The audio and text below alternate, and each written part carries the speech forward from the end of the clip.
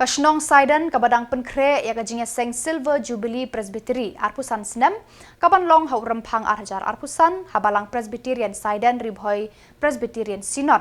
Hakasau turik no pra lapan long ya kajingnya lang hayeng dorbar Shnong Saiden ban penbiang ya kijingdon kam jong kani kashnong bat kishnong pamarjan. Hakani kajingnya lang ladon lang u Dr. Celestine Lingdo MLA Umsning ba M Perbod EE PWD Nongpo ba Evansis Jones Merthong Sekretari Shnong Saiden bat kidekod ke Executive Committee Saiden.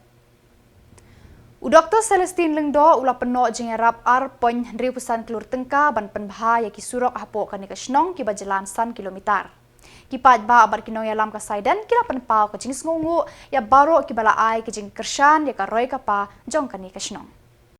Kublesibun ya ka jingwan jong piban kobar ya kani ka meeting ke balengkot ka jongi hane po Shnong Saiden. Dia ka jing kendu jonga bat ka Shnong ka thau kila pen sngo ya ka jing don kam ka jongki nam ta ka surok hane po ka Shnong Saiden. Kamtam bagandon kani ka Presbytery bat ka taru along ka Silver Jubilee jong ka Presbytery ka mansalong hane po Shnong. Lada kamdon kata ka jing sengru kani ka Shnong kala don kam kirki ban marmot bat ban yo katto kat ne ki bentah surok thamai hane po ka Shnong. Pengilaya ai ka proposal ngala Buddin bat u Deputy Chief Minister in charge ya ka PWD ti ila ai ka jingkermen ba ia kani ka jingtray la bandang sedang menteri no syakmat ka total leng jong ka surok bat ka resurfacing bat ki bentai bahable thumai ka total leng kan poi 1 kilometer tika estimate amount ka ba la penkre na ka benta kani ka long kumba ar klur nrupusan lak di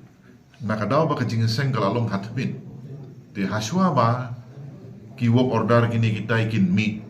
la ai bor ban sedang no ya kani ka jingtre ti ngadap da ka jingkmen ba ki officer na po ka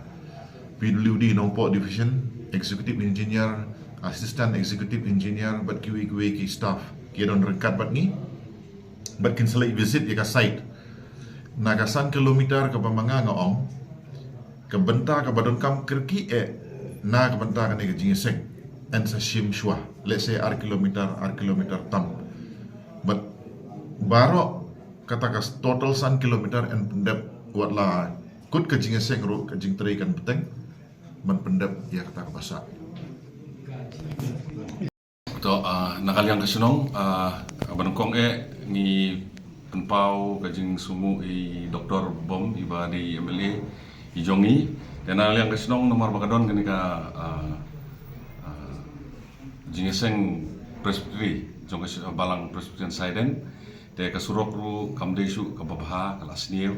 te nakaliang ka Shnong nila leg hi bandai hi doktor mo doktor nila leg bandai ban pensngu i ka jing sniu jong surok te i doktor lu ila sngap te